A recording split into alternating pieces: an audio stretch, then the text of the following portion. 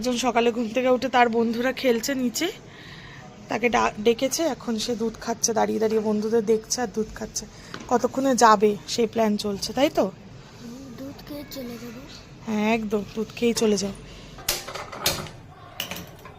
আমি এখন রান্নাটা করে ফেলি। সকাল সকাল আমাদের চা ব্রেকফাস্ট করা হয়ে গেছে, তো এখন চলে এসেছি একটুখানি রাই শাক বানাবো, আর দেখি আজকে কি নিয়ে আসো ওর বাবা, সেটা বানাবো।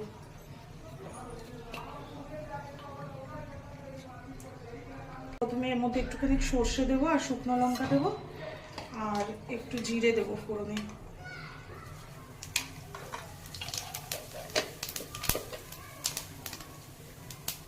এবারে দিয়ে দেবো হচ্ছে পেঁয়াজ আর কাঁচা লঙ্কা। কাঁচা লঙ্কাটা একটু দিই বেশি করে, ভালো লাগে। এবারে আলু দিয়ে দেবো, পরে দেবো হচ্ছে একটুখানি হলুদ আর একটু নুন স্বাদ মতো। আমরা শাকে অনেক সময় চিনি দিই, চিনিটা দেবো না এতে। নুন,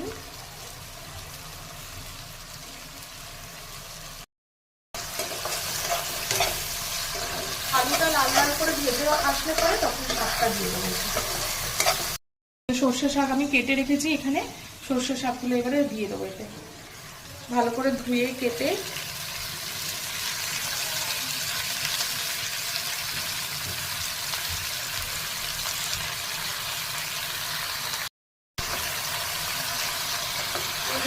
শাকটা দেওয়ার পরে কিছুক্ষণ ঢাকা দিয়ে একটু বয়েল হতে দেবো শাকটা।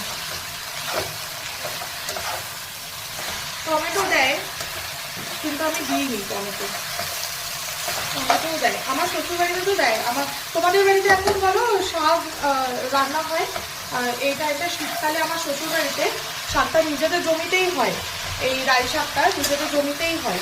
তো ওরা তুলে নিয়ে এসে খুব সুন্দর আমার কাকি শাশুড়ি রান্না করে রাই শাকটা, খুব ভালো লাগে খেতে। তা আমিও চেষ্টা করছি একটুখানি করার ওরকমই, তো দেখি যদি ভালো হয়, মানে বাড়ির মতো আর কি টেস্ট হয়ে গেল। আমি পুরোটা মিশিয়ে নিয়েছি, এবার এটাকে ঢাকা দিয়ে কিছুক্ষণ ছেড়ে দেবো। তো রাই শাকটা হয়ে গেল, হ্যাঁ পুরো একদম ভাজা ভাজা সুন্দর, গন্ধটাও খুব সুন্দর বেরিয়েছে। তো হয়ে গেল রাই শাকটা, এবারে বার করে রাখি। আর ওর বাবা আজকে বললো যে সানডে আর ঠান্ডা ঠান্ডাও পড়েছে, তো একটু মাটন নিয়ে আসি। ও যতক্ষণ মাটনটা আনতে গেছিলো ততক্ষণ আমি এখানে আমার সরঞ্জামগুলো রেডি করে নিয়েছি সব মাটন বানানোর জন্য। পেঁয়াজ কুচিয়ে নিয়েছি, আলু করে নিয়েছি সব, এবারে বাটবো, বেটে ব্যাস রান্নাটা করে দেবো। চলো তেলটা দিয়ে দিই, আর তাড়াতাড়ি টপ করে রান্নাটা করে নিতে হবে কারণ বেলা হচ্ছে, বাচ্চাগুলোও খাবে। আমরা একটুখানি বিকেলবেলা আজকে ঘুরতেও বেরোবো ভাবছি। ওয়েদারটা খুব একটা ভালো নয় আজকে, একটু ক্লাউডি ক্লাউডি ওয়েদার হয়ে রয়েছে পুরো। আর এই যে আমার ছেলে নিচে খেলছে, কত বন্ধু বান্ধব, বাবারে খেলার শেষ নেই। এই যে এই সাদা গেঞ্জিটা হচ্ছে বীর, এই যে এটা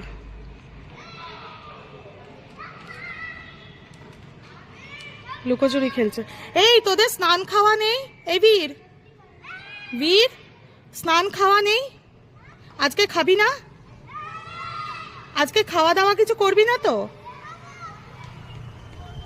কখন? 1টা বাজে, 1টা বাজে, 1টা বাজে,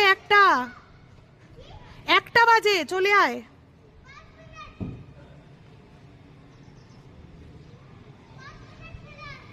তোর 5 মিনিট কোনোদিনও শেষ হয় না,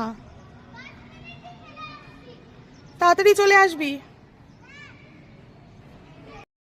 এই রবিবার দিনটা বাচ্চারা বাড়িতে থাকে তো খুব জ্বালায়, বাইরে যাব বাইরে যাব, খেলতে যাব খেলতে যাব, প্রায় 1টা 1:30 অবধি বাইরেই খেলে এরা।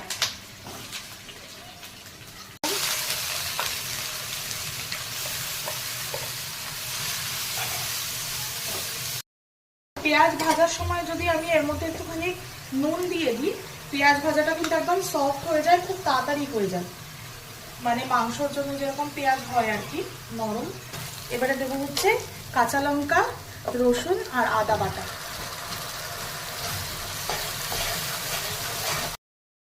মশলাটা যতক্ষণ ভাজা হবে এর মধ্যে দিয়ে দেবো হচ্ছে গিয়ে ধনে আর জিরের গুঁড়ো, যেটা আমি মিক্সড করে রেখে দিই। হলুদ দেবো আর দেবো হচ্ছে গিয়ে লঙ্কার গুঁড়ো, একটু লাল মরিচের গুঁড়ো। হয়ে গেল। এবারে এটাকে মিশিয়ে নেবো। যতক্ষণ এটা মিশছে ততক্ষণ একটুখানি মশলাটাতে যাতে কাঁচা গন্ধ না বেরোয় একটু ঢাকা দিয়ে রাখবো কিছুক্ষণ। হয়ে গেছে মশলাটা ভাজা প্রায়, মশলাটা অনেকটাই হয়ে এসছে। এবারে এর মধ্যে দিয়ে দেবো মাংস।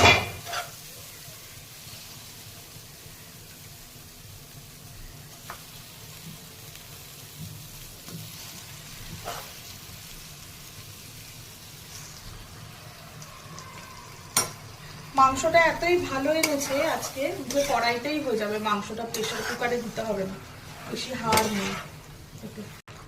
সুইটির তো স্নান করা পুজো দেওয়া হয়ে গেছে, এখন আমি মাংসটা বসিয়ে স্নান করতে যাব, এসে সব খেতে টেতে দিয়ে তারপরে একটু বেরোবো। হয়ে গেছে একটুখানি মাংসটা, তো এর মধ্যে গরম মশলা দিয়ে দিলাম। গরম মশলাটা হচ্ছে কি আমার ঘরে বানানো গরম মশলা, এটা আমি একদম নিজের ঘরে বানিয়ে নিই, ওই বেশি কিছু দিই না, শুধু একটুখানি ইলাইচি, দারচিনি আর লং দিয়ে এটা বানিয়ে নিই। আলুগুলো দিয়ে মিশিয়ে দিয়ে একটু ঢাকা দিয়ে দেবো, লাস্টে একটু জল দিয়ে দেবো। মাংসটা হয়ে গেছিলো কষানো, আমি তো জল দিয়ে দিয়েছি ভালো করে, এবারে ফুটে যাক, একটু গরম জলই দিয়েছি, তো ঢেকে দিই, ঢেকে দিয়ে ফুটুক কিছুক্ষণ। এই যে আমরা খেতে বসে গেছি সবাই, বাচ্চারাও বসে গেছে খেতে। ভালো মামা, শাকটা ভালো হয়েছে? হ্যাঁ, ও আজকে বলেছে ও স্টিলের থালায় খাবে, ওকে স্টিলের থালায় দেওয়া হয়েছে। হ্যাঁ, তোমার জন্য দিয়েছি মাটন, খাও, খেয়ে বলো কেমন হয়েছে। তো আমরা খাওয়া দাওয়া করে নিই, দেখা হবে আর একটা ব্লগে নেক্সট। ততক্ষণ বাই বাই করে দাও।